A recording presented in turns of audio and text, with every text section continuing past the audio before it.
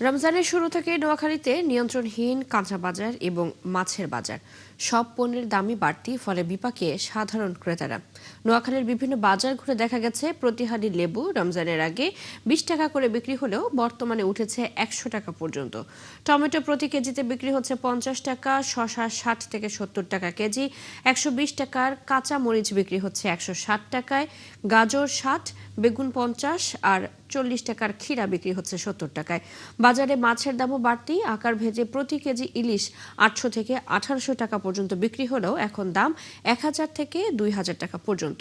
আর সব ধরনের দেশি মাছ প্রতি কেজিতে বেড়েছে 20 থেকে 30 টাকা করে। এই অবস্থায় বাজার নিয়ন্ত্রণের দাবি জানিয়েছেন ক্রেতারা।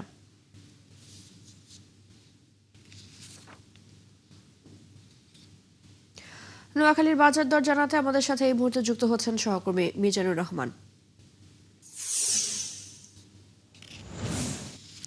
মিজান, কোন বাজারে আছেন, সেখানে পণ্যের দাম কেমন দেখছেন এবং মনিটরিং ব্যবস্থা জোরদার করা হয়েছে কিনা এই বিষয়ে জানাবেন।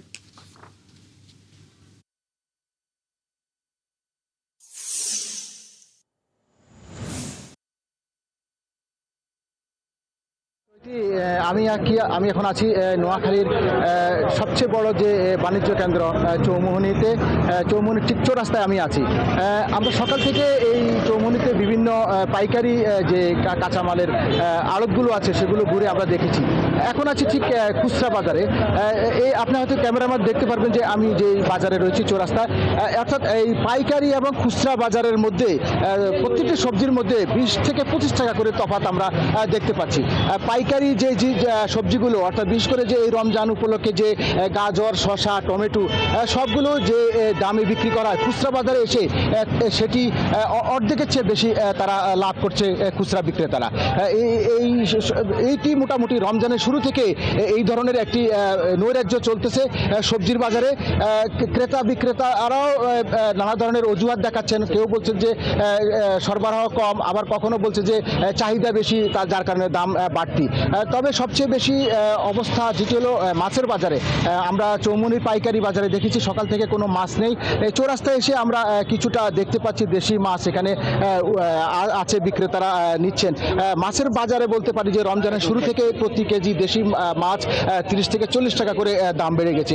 এটি গত 10 দিন থেকে এই অবস্থা চলছে। তবে এই মাছ সরবরাহ হয়তো বেশি থাকলে সেটি হয়তো আরও কমবে। তবে বাজারে যে আরও অন্যান্য যে জিনিসপত্রের দাম সেটি কিছুটা এখন স্থিতিশীল অবস্থা আছে।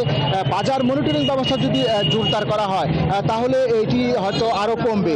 আমরা দেখতে পাচ্ছি যে নোয়াখালীতে বাজার মনিটরিং ব্যবস্থাটা গতকাল সোনাপুরে একটি অভিযান করেছিল টাস্ক ফোর্স।